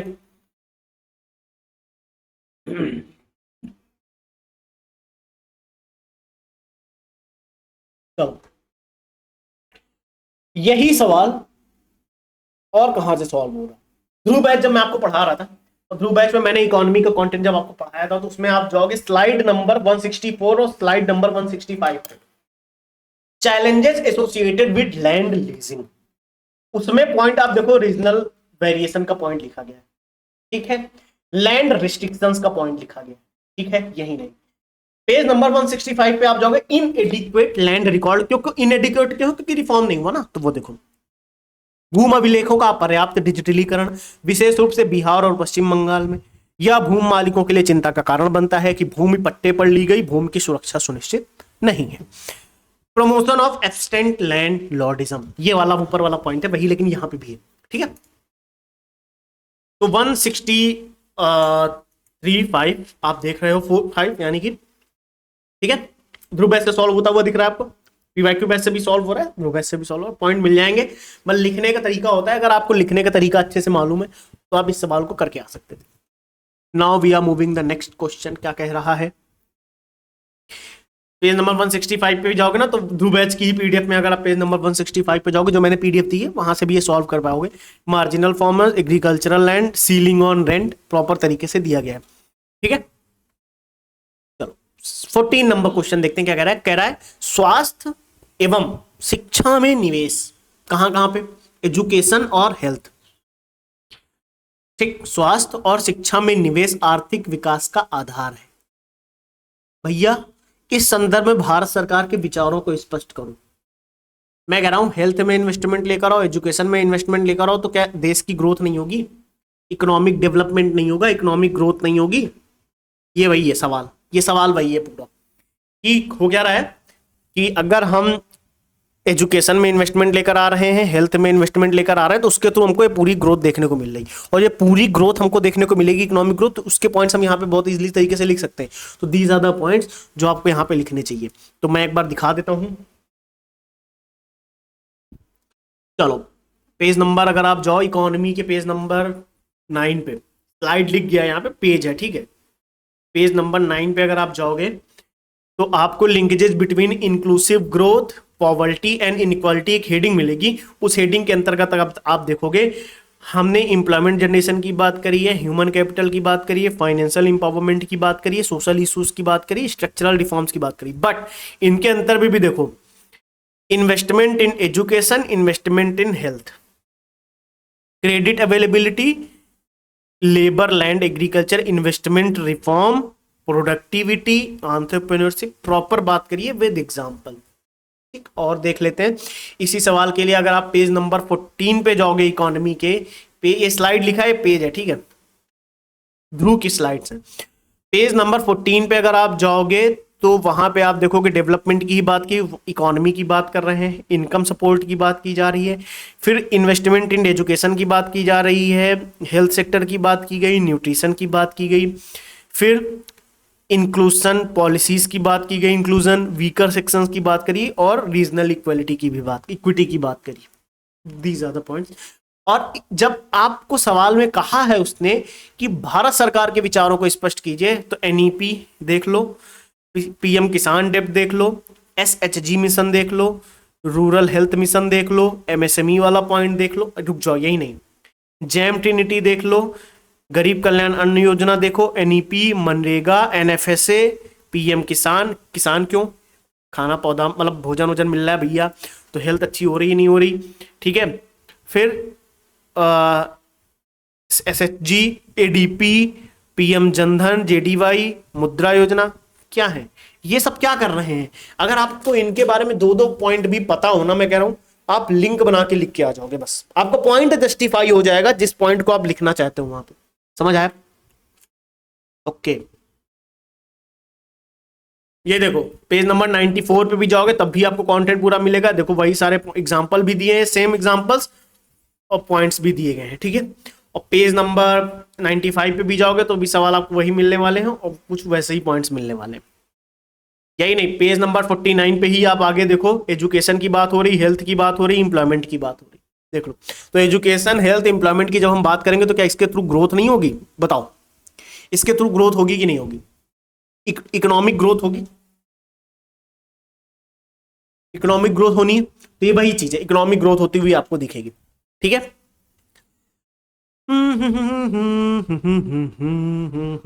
फाइनेंशियल इंक्लूजन, अब देखो ये देखो 3 पॉइंट्स मिल गए कि नहीं मिल गए? आप तो इनसे तो आंसर लिख के आ सकते हो ना, मैं तो कह रहा हूं इनसे तो आप आंसर लिख के आ जाओगे।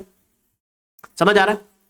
अब चलो आगे चलते हैं, हमारा सवाल है नेक्स्ट क्वेश्चन, नेक्स्ट सवाल घूमते फिरते क्या कह रहा है। बच्चा पार्टी एक सेकेंड,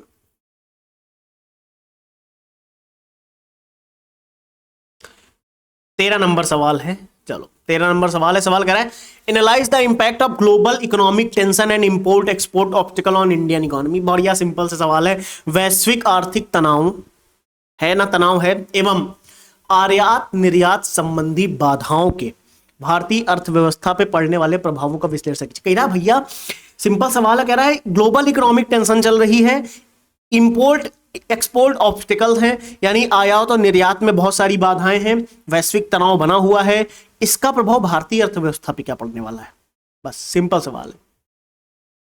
देखो पेज नंबर 99 पे आओगे, इकोनॉमी के निगेटिव इंपैक्ट एंड चैलेंजेस देखो लिखा है, इंपोर्ट एक्सपोर्ट पे चैलेंजेस है, ग्लोबल इकोनॉमिक टेंशन है तो उसके पॉइंट्स हैं, इनइक्वालिटी बढ़ सकती है, जॉबलेस ग्रोथ हो सकती है, ट्रेड में प्रॉब्लम्स आ सकती हैं, इनफॉर्मलाइजेशन और सोशल सिक्योरिटी, एक्सटर्नल डिपेंडेंसी बढ़ सकती है। तो ये देखो क्या है, ये पॉइंट्स क्या है, ये पॉइंट्स आप अपनी भाषा में थोड़ा सा लिंक बना के नहीं लिख सकते वहां पर, यही पे नहीं खत्म होता है सवाल। सवाल यहाँ पे क्या खत्म होगा? पेज नंबर 38 पे आओ, एग्रीकल्चर डिस्ट्रेस बढ़ सकता है, एक्सटर्नल वल्नरेबिलिटीज बढ़ सकती है, दीज आर द पॉइंट, क्योंकि जॉबलेस ग्रोथ वाला पॉइंट बता चुके हैं, इनकम इनइक्वालिटी हो सकती है अलग बात है, लेकिन कल्चरल इरोजन एक अलग बात है, बट एग्रीकल्चरल डिस्ट्रेस और एक्सटर्नल वल्नरेबिलिटी डायरेक्ट लिंक है इस सवाल का, डायरेक्ट, और से आप लिंकेजेस बना के लिख सकते हो, बस इसका डायरेक्ट लिंक है।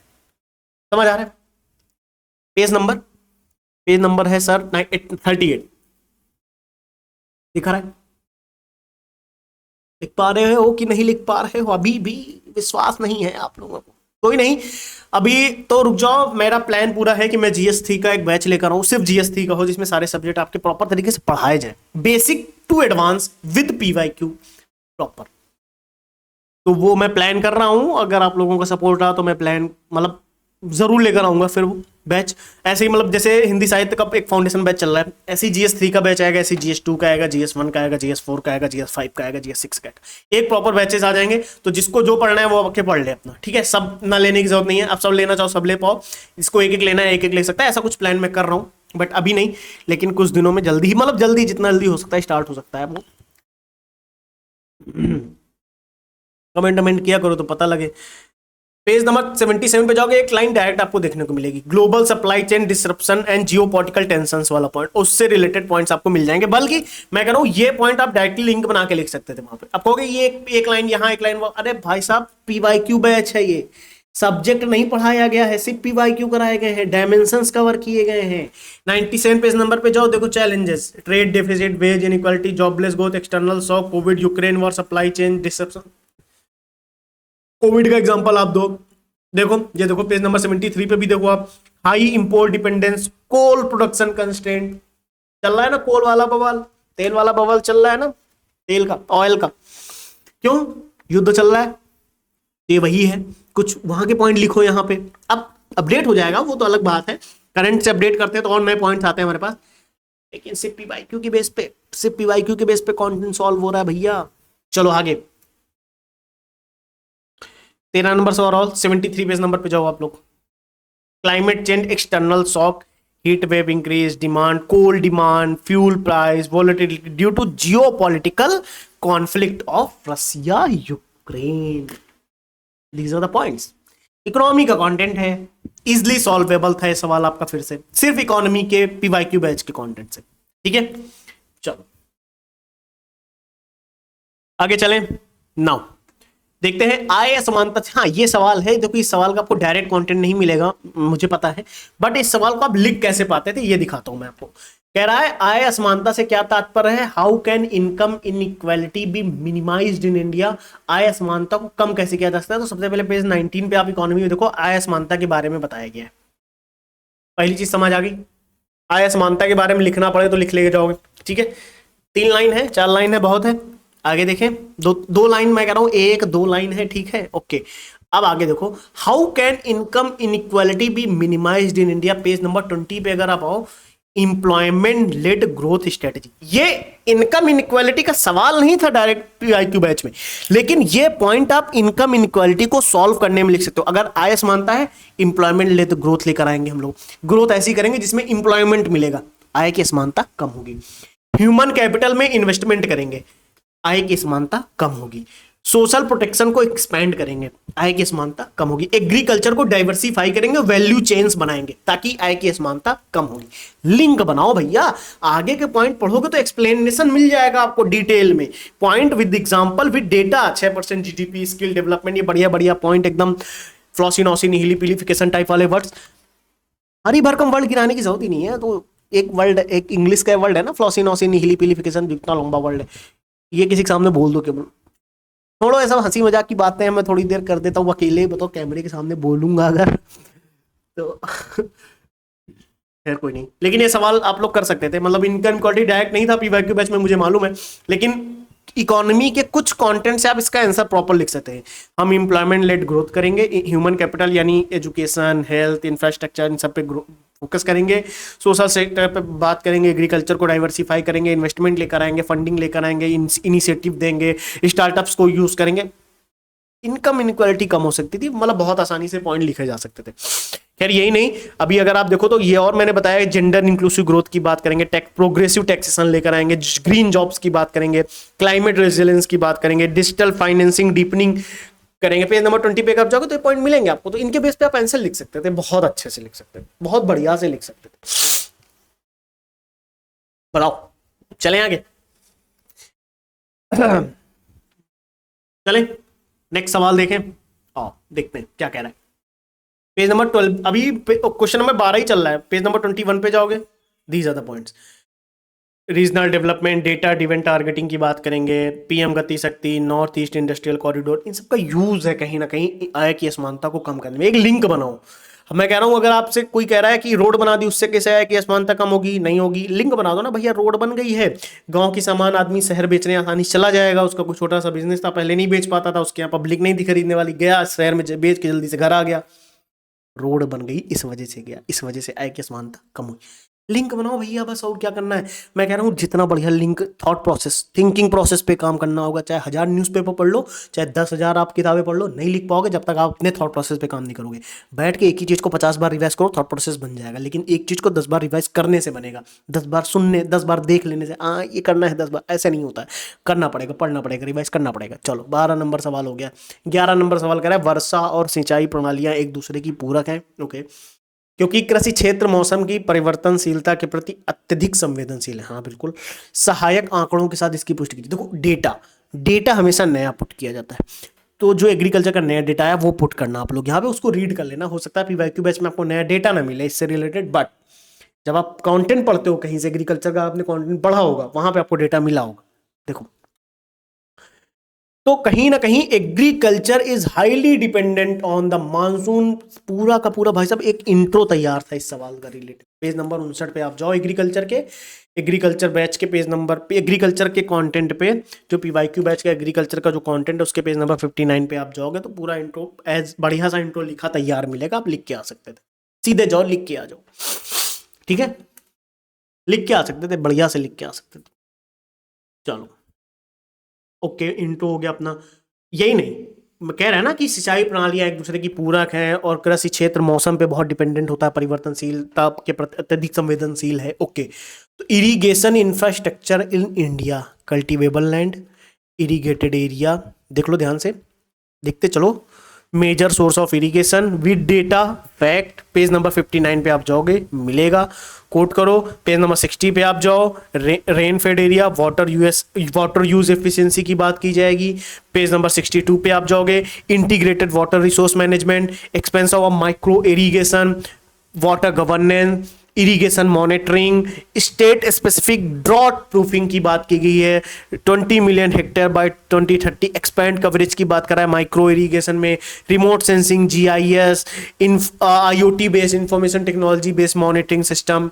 और अब प्रॉपर तरीके से एक टेबल बनी है, प्रॉपर अच्छे से इसका आंसर लिख के आ सकते थे विद कंक्लूजन। देख लो, क्लाइमेट चेंज की बात कर रहे हो, देखो क्लाइमेट चेंज का छोटा सा पॉइंट यहाँ पे लिखा है, देखो छोटा सा कोने में लिखा है, दिखा? हेलो, हाँ कोने में दिखा, मेरी फोटो की वजह से नहीं दिख रहा है, अभी दिखा है ना? हाँ, पेज नंबर 62 पे आप जाओगे मिल जाएगा, ठीक है।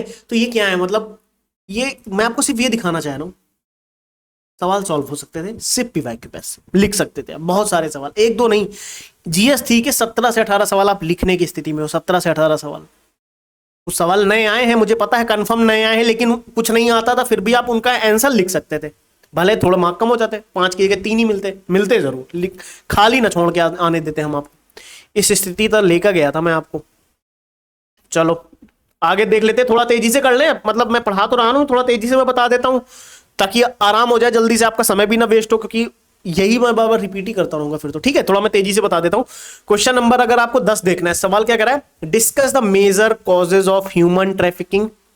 हेलो, ह्यूमन ट्रैफिकिंग की बात कर रहा है, and describe with example. Okay, the role of the government in ensuring the protection of rehabilitation of victims. कह रहा है मानव तस्करी के प्रमुख कारणों पे चर्चा कर दो, ठीक है। इससे पीड़ित व्यक्तियों की सुरक्षा करनी है हमको, ओके। पुनर्वास में सरकार की क्या भूमिका है, सुरक्षा और पुनर्वास में सरकार की क्या भूमिका है, उदाहरण से बताओ। पेज नंबर 9 पे जाओ जरा, इंटरनल सिक्योरिटी के ह्यूमन ट्रैफिकिंग, देखो ये देखो हेडिंग पड़ी है अभी दिवस, प्रॉपर प्रॉपर सारे पॉइंट्स लिखे, ठीक है। पेज नंबर 10 पे हो गया, पेज नंबर 9 है ना, पेज नंबर 9 पे ही जाओगे, इंपैक्ट क्या है इसका इंडिया के कॉन्टेक्स्ट में, ह्यूमन ट्रैफिकिंग का इंपैक्ट इंडियन कॉन्टेक्स्ट प्रॉपर तरीके से लिखा गया है। पेज नंबर 9 पे जाओ, स्लाइड लिख गया वो पेज है, ठीक है। पेज नंबर 9 पे जाओगे आपको प्रॉपर कॉन्टेंट मिलेगा, ठीक है। सॉल्वेबल है, लिखने की स्थिति में हो, बॉर्डर वेनेबिलिटी की बात कर रहा है, बॉर्डर रीजंस की बात कर रहा है, रूट बाय बांग्लादेश वाला पॉइंट लिखा है, नेपाल वाला पॉइंट लिखा है, crime against women and children वाला पॉइंट भी लिखा है, वनरेबल ग्रुप्स एंड रिस्क की बात की गई, प्रॉपर तरीके से लिखा गया, ओके। फिर उसके बाद अगर आप पेज नंबर 9 पे ही देखोगे तो काउंटर करने के लिए पॉइंट्स दिए गए हैं। एक लीगल फ्रेमवर्क बना दो, स्ट्रेंथनिंग करने के लिए एक यूनिट बना दो, फाइनेंशियल इंटेलिजेंस यूनिट बना लो, पीएमएलए एक्ट है, यूएपीए एक्ट है, इमोरल ट्रैफिकिंग एक्ट है। तीन एक्ट्स की बात कर दी, आप एक लिख के आओ आपको मार्क्स मिलते हैं। 3 एक्ट की बात है, पीएमएलए की बात हो रही है, यूएपीए की बात हो रही है, इमोरल ट्रैफिकिंग एक्ट की बात हो रही है। लीगल फ्रेमवर्क के अंतर्गत आप हेडिंग बनाओ स्ट्रॉन्ग लीगल फ्रेमवर्क, उसके अंदर ये 3 एक्ट लिख के आओ कि इन 3 एक्ट के तहत हम ह्यूमन ट्रैफिकिंग को काउंटर कर सकते हैं। 3 पॉइंट एक उसके अंदर, वो भी जस्टिफाई करने वाले गवर्नमेंट के पॉइंट मार्क्स तो भैया हवा में देता है एग्जामिनर आपको। ठीक है, आपने किसी के पास और एक्स्ट्रा पॉइंट हो सकते हैं, मैं ये नहीं कह रहा, यही केवल, और भी लिखे जा सकते हैं। पेज नंबर 9 पे ही आप देखोगे एफएटीएफ की बात हो रही है, इंटरपोल की बात हो रही, ग्लोबल कोऑपरेशन कर लो, बॉर्डर सर्विलांस कर लो, विक्टिम के रिहेबिलिटेशन सेंटर वाला पॉइंट भी देखो लिखा गया है, प्रॉपर तरीके से दिख रहा है। तो आई थिंक ये 10 नंबर सवाल आप करके आने की स्थिति में थे या नहीं थे, प्रॉपर तरीके से, बहुत अच्छे से लिख के आने की स्थिति में थे। चले, चलो सर कहते तो चलो चलो चलते नहीं हो, आगे बढ़े, आगे बढ़ो। डिस्पाइट ऑल एफर्ट्स, सवाल पढ़ो। Nuclear proliferation still poses the challenges to international security, critically analyse this statement. कह रहा है तमाम प्रयासों के बावजूद अंतरराष्ट्रीय सुरक्षा हेतु, बहुत सारे प्रयास हुए हैं, उसके बावजूद अंतरराष्ट्रीय सुरक्षा हेतु, अंतरराष्ट्र की सुरक्षा, पूरे इंटरनेशनल सिक्योरिटी के लिए परमाणु प्रसार अभी भी एक चुनौती बना है। न्यूक्लियर प्रोलिफरेशन एक अभी भी चैलेंज बना हुआ है। इस कथन का आलोचनात्मक विश्लेषण करना है, हमें क्रिटिकल एनालिसिस करना है। Hello, nuclear proliferation and control mechanism, तो न्यूक्लियर प्रोलिफरेशन से जुड़ा इशू पूरा हमने डिस्कस किया है। पेज नंबर 17 पे जाओगे, इंटरनल सिक्योरिटी का प्रॉपर इंट्रोडक्शन मिलेगा सबसे पहले आपको। कंट्रोल मैकेनिज्म की बात की, क्योंकि प्रसार की बात हो रही, तो प्रसार को कंट्रोल करना है तो उसकी बात जरूर की जाएगी। तो उसके लिए एनपीटी ट्रीटी है, सेफगार्ड्स है, बैन ट्रीटी है, मतलब सीटीबीटी है, एनएसजी ग्रुप है, FMCT physical material cut off treaty. ये एक संधियां हैं जिनके तहत हम कहते हैं कि हम न्यूक्लियर प्रोलिफरेशन को कंट्रोल करते हैं, ये कंट्रोल मैकेनिज्म है। तो बहुत अच्छे से पॉइंट्स लिखे जा सकते हैं, पेज नंबर 18 पे आपको मिलेगा।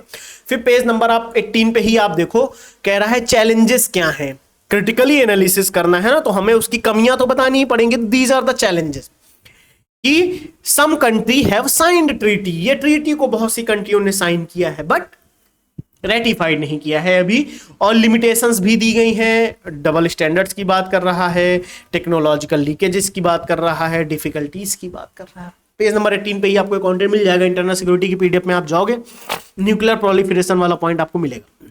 पेज नंबर देख लो भैया, पेज नंबर 18 दिखा,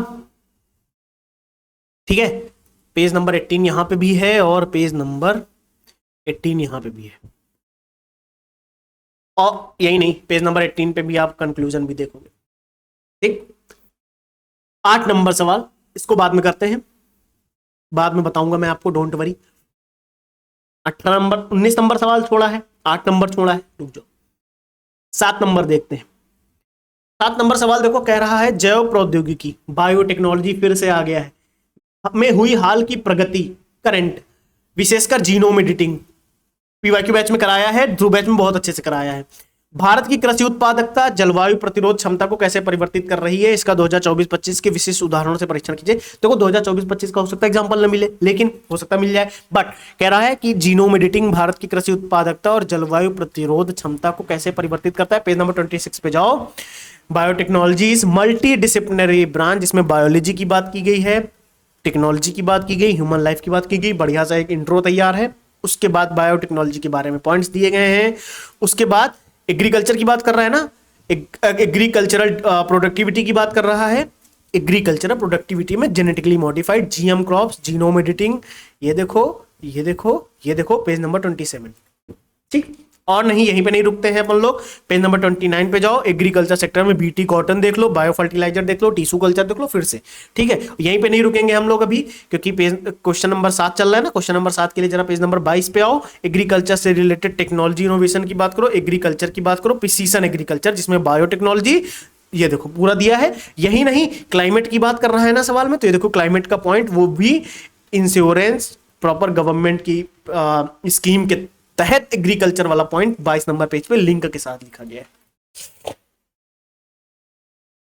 क्यों क्लाइमेट की बात करी सवाल ने, ओके, क्लाइमेट रेजिलियंस की बात करी, तो हमें वो सवाल का लिंक बनाना था। हमें पता है कि इतने कंटेंट से हमें आंसर बनाने हैं, इतने कंटेंट से ही आंसर बन रहा है। देखो, climate resilience, India's agriculture productivity and climate resilience, genome editing, तो क्लाइमेट रेजिलियंस जलवायु अनुकूल उत्पादकता, ठीक है।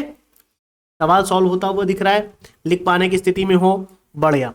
पेज जरा क्वेश्चन नंबर 5 देखते हैं क्या कह रहा है। कह रहा है भारत में समावेशी विकास और सतत औद्योगिकीकरण पर्यावरणीय स्थिरता को सुनिश्चित करते हुए आर्थिक विकास को कैसे बढ़ावा जा एसडीजी 9 और एसडीजी 12-13 को सुनिश्चित करते हुए एसडीजी 8 को कैसे बढ़ावा दिया जा सकता है।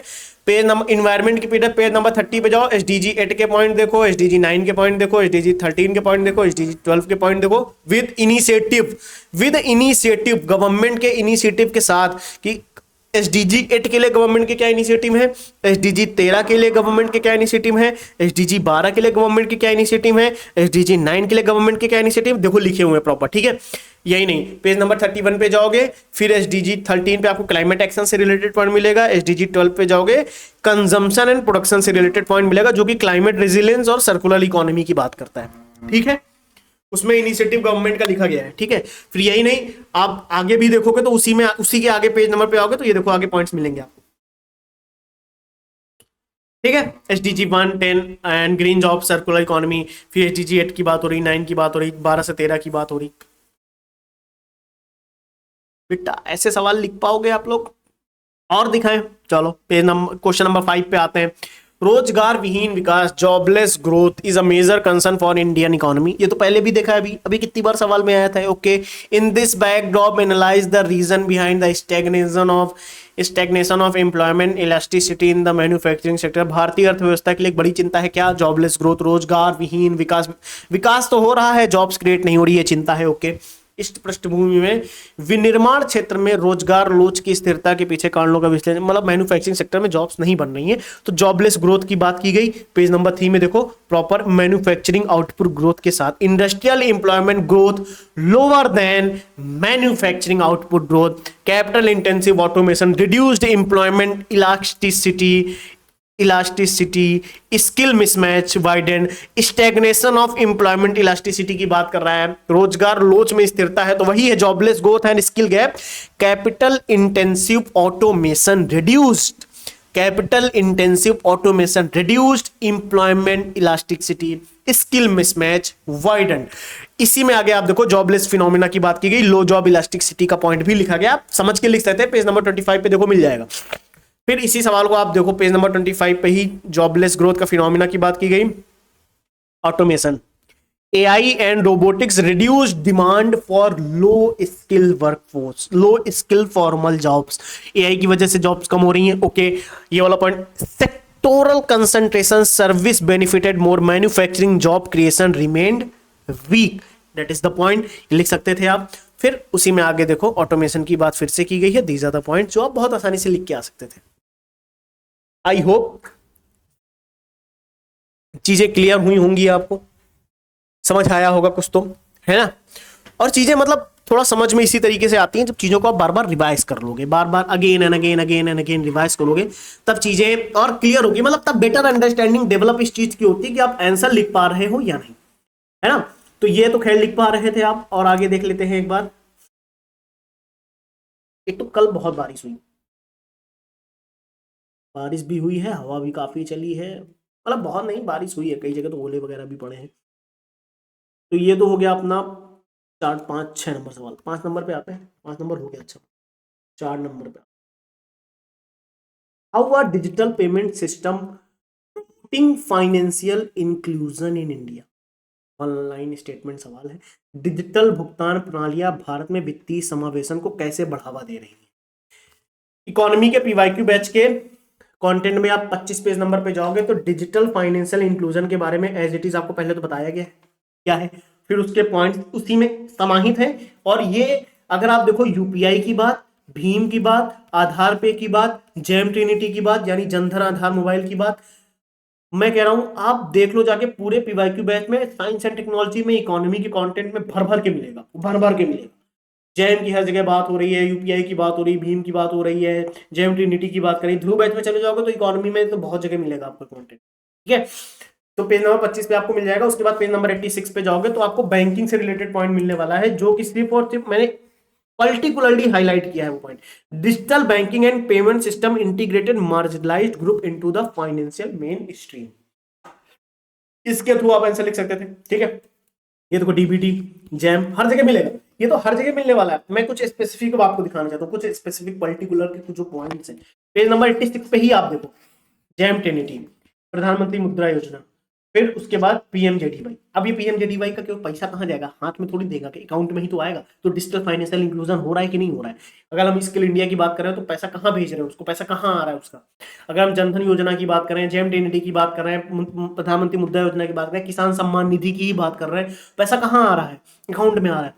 ये है डिजिटल इंक्लूजन ना, फाइनेंशियल इंक्लूजन, ये वही पॉइंट है। तो लिंक बनाओ, लिखो। अरे यार हमारा तो करने लगा यही समझाते समझाते। वैसे अच्छा, ग्रुप में मैंने पोस्ट डाली है।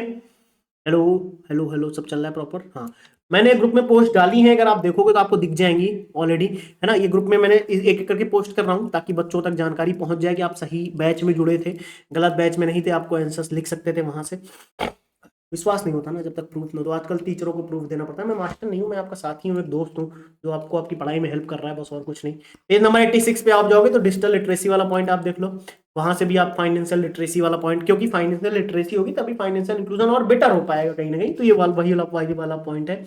फिर देखो, सुरक्षा बीमा योजना, जीवन ज्योति बीमा योजना, affordable life and accident insurance for vulnerable group. पैसा कहाँ आएगा, अकाउंट में। फाइनेंशियल इंक्लूजन यहाँ से भी हो रहा है। अटल पेंशन योजना, फाइनेंशियल इंक्लूजन हम यहाँ से भी कर रहे हैं।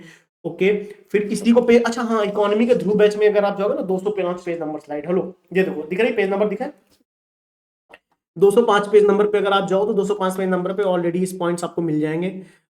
205 पेज नंबर पे कौन से पॉइंट्स मिल रहे हैं। डिजिटल इंडिया का पॉइंट है, ग्रामीण डिजिटल साक्षरता अभियान का पॉइंट है, खैर वो तो अलग बात है, लेकिन यूपीआई का पॉइंट आप देखो डायरेक्ट, ठीक है, यूपीआई का पॉइंट आपको मिल रहा है, जीएसटीएन का पॉइंट आपको मिल रहा है। फिर 207 पेज नंबर पे आप देखोगे, हैंड रिटन तरीके से पढ़ाया था ये पॉइंट, एक बार आप देखना। देखो, डिजिटल विकास की, डिजिटल पेमेंट रिवॉल्यूशन की बात कर रहा है, बैंकिंग की बात कर रहा है, इंश्योरेंस एक्सेबिलिटी की बात कर रहा है, गवर्नमेंट इनिशिएटिव की बात कर रहा है, वहां पे डिजिटल लिटरेसी की बात की जा रही है, और कहीं ना कहीं फिर डेटा प्राइवेसी की बात है, फिनटेक बैंक की बात की जा रही है। और इसी में आप 208 पेज नंबर पे अगर आप देखो, ये देखो डिजिटल पेमेंट रिवॉल्यूशन, बैंकिंग। भाई साहब, डिजिटल पेमेंट का सवाल आया नहीं, इतना सारा कंटेंट है आपके पास, इतना सारा कंटेंट, सॉल्ट में लिख के आना था एग्जाम। और और दिखाते हैं, तो बैटरी कहाँ है, लाइट नहीं आ रही, 55%। बंद चलती है यार बैटरी मेरे लैपटॉप की। अच्छा, बंद हो जाएगी तो यहीं से रिकॉर्डिंग पॉज हो जाएगी अपने आप, तो समझ लेना। अगर अचानक से रिकॉर्डिंग बंद होती है तो समझ लेना लैपटॉप ऑफ हो गया था इस सामने वाले बंदे का। ठीक है, मैं कर देता हूँ, मैं आगे की 3 सवाल और दिखाता हूँ आपको। अभी 2 सवाल ऊपर बचे हुए, मैं दिखा देता हूँ। वैसे मैंने 17 सवाल क्लेम किए थे बहुत अच्छे से। तो मैं दिखा रहा हूँ, डोंट वरी अबाउट इट। जैसे 3 नंबर सवाल है, ये सवाल यहाँ पे क्यों नहीं है मैं बता। एनएसएसओ वाला ये जो सवाल है आपको पीवाईक्यू बैच में नहीं मिलेगा इसका, सॉरी फॉर दैट। क्यों? क्योंकि पीवाईक्यू बैच था तो पीवाईक्यू करा रहे थे हमको। तो पीवाईक्यू में एनएसएसओ जो मतलब 2018 से लेकर 2025 तक के पीवाईक्यू करा थे, 2013 से नहीं, 2018 से 2024 तक के पीवाईक्यू किए थे हम लोगों ने। उस बीच में एनएसएसओ पे सवाल नहीं था। अगर मैं फिर भी कह रहा हूं, अगर आप पीवाईक्यू बैच में जाओगे, एनएसएसओ से रिलेटेड पॉइंट मिल जाएंगे, 1 2 3 4, 2 3 पॉइंट मिलेंगे, इससे ज्यादा नहीं मिलेंगे। क्यों नहीं मिलेंगे? क्योंकि सवाल कभी नहीं था। कोई सवाल ऐसा था जिसमें एनएसएसओ को लिखा जाना जरूरी था, तो 1 2 पॉइंट मैंने आपको लिखे हैं वहां पे।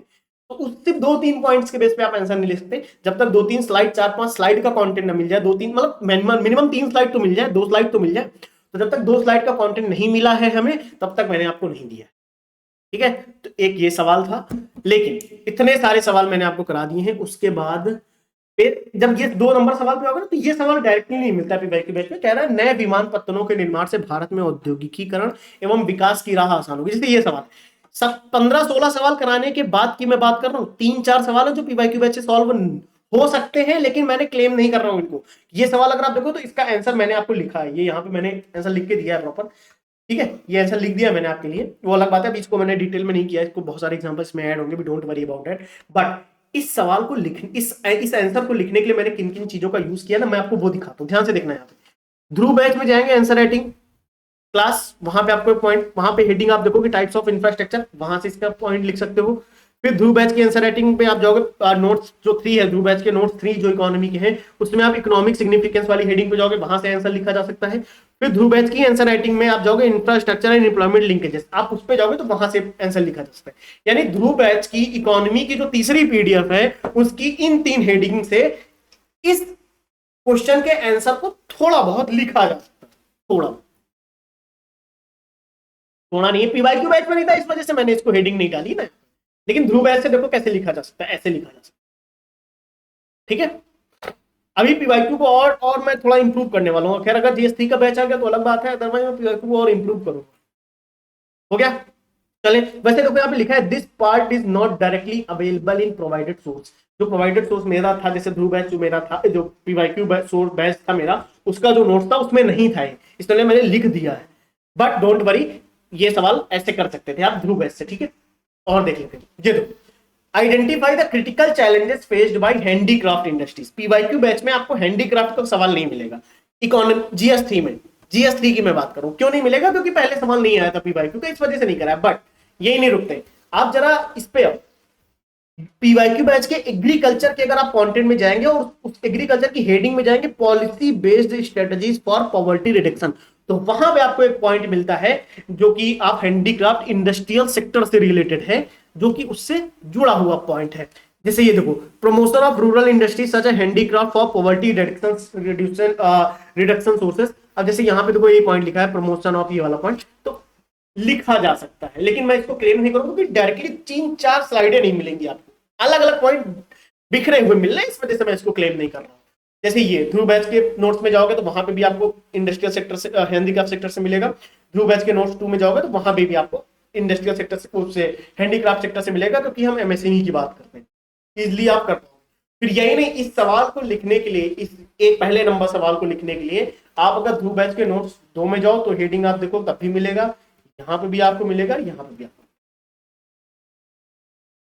यानी ध्रुव बैच से आप इसका आंसर बड़ी आसानी से लिख सकते थे, बहुत आसानी से लिख सकते। पीवाईक्यू बैच से नहीं लिख सकते थे, मैंने पीवाईक्यू बैच के यहाँ पे बात बता रहा हूँ ना, वरना ध्रुव पीवाईक्यू कंबाइन बताता तो 20 के 20 बता देता, लेकिन मैं सिर्फ पीवाईक्यू बैच की बात करूँ तो 15-17 सवाल आप यहाँ से आसानी से कर सकते थे। जो ऊपर के 2 सवाल है उनकी भी यही कंडीशन है। अगर मैं आपको दिखा देता हूँ, जो पेज नंबर 19 नंबर सवाल, security is development, development is security. सुरक्षा विकास है, विकास ही सुरक्षा। और यह स्टेटमेंट दिया है, इसको हमें एक्सप्लेन करना था। तो इतने सारे पॉइंट थे, इतने सारे क्या होगा, इतने सारे पॉइंट दिए थे, इतने सारे पॉइंट दिए थे, पीवाईक्यू बैच में आसानी से लिख सकते थे। बट मैंने पीवाईक्यू बैच के इतने डीप में नहीं लिखे, आपको पूरा पीवाईक्यू बैच से लिखा आंसर दिया है। ये सवाल आप कर लेते। और एक सवाल कौन सा था, 12 नंबर, देख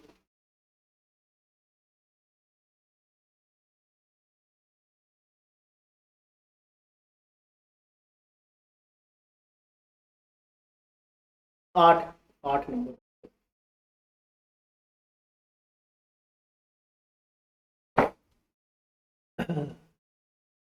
जी, evaluate the role of social media in radicalisation cross border.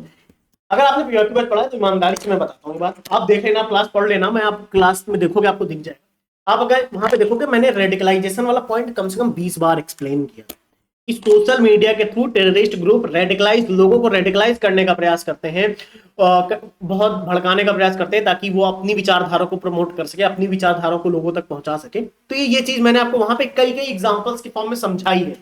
PYQ batch में आपको इसके नोट्स में आपको डायरेक्ट रेडिकलाइजेशन के पॉइंट्स बहुत सारे नहीं मिलेंगे, बट मैं फिर से बता रहा हूं, लेकिन ये सवाल पीवाईक्यू बैच के नोट्स से लिखा जा सकता है, ये वही आंसर है।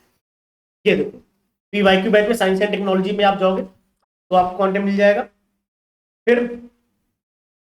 फिर इसमें आपको radicalisation network provide support encourage insurgency in Punjab, Jammu Kashmir, north east. फिर पीवाईक्यू बैच में कंटेंट इंटरनल सिक्योरिटी के कंटेंट में जाओगे, फिर इंटरनल सिक्योरिटी के कंटेंट में जाओ, आपको प्रॉपर मिलेगा पूरा कंटेंट, ठीक है। तो ये ऐसा लिखा जा सकता है, पर मैं इसकी स्लाइड निकाल नहीं पाया, तो जल्दी में मैंने कहा जल्दी से वीडियो ही बना लेते हैं पहले, है ना, तो मैं इसकी स्लाइड निकाल नहीं पाया। जैसे जो स्लाइड आसानी से मिलती गई वो मैंने पहले निकाल दी। तो अब एक काम करते हैं, इस क्लास को यहीं पे मैं रोकता हूँ, बट एक सरप्राइज वीडियो आप लोगों के लिए बहुत जल्दी आने वाला है। और जो एक इन्फॉर्मेशन मैं आपको बता दूं, जो बच्चे इंतजार कर रहे हैं पीवाईक्यू कब से सॉल्व होंगे यूपीएससी के लिए, कल से स्टार्ट कर देंगे, डोंट वरी, परेशानी होना है, करेंगे, ठीक है। पीवाईक्यू करेंगे हम लोग, और करंट अफेयर का जो मैंने किया है आप लोगों से कि करंट अफेयर के लिए कुछ तो करेंगे हम लोग, तो उसका मैं भी करूंगा, डोंट वरी, हो गए, प्रैक्टिस करा देंगे हम करंट अफेयर की आप यार, लेकिन आप लोग पढ़ते रहना यार, पढ़ते रहना, ठीक है, आप लोग खाली मत बैठना। तो पीवाईक्यू बैच का ये सब कुछ बता दिया है, जीएस3 हो गया है, क्या कहते हो जीएस2 किया जाए, जीएस2 का ऐसे ही लाया जाए विद प्रॉपर स्क्रीनशॉट, चल लेके आते हैं हम लोग, कल या परसों में एक वीडियो आएगा इससे रिलेटेड। तब तक के लिए थैंक यू, टेक केयर। और कोई डाउट है ना मैसेज कर देना, कोई भी डाउट है आप मैसेज कर दो, ठीक है, कोई भी डाउट है आप मुझे मैसेज कर सकते हो, मेरी आईडी आप लोगों के पास है, ग्रुप में मैं मैसेज कर रिप्लाई देता रहता हूँ, मिल जाएगी। ठीक है, thank you, take care, bye bye.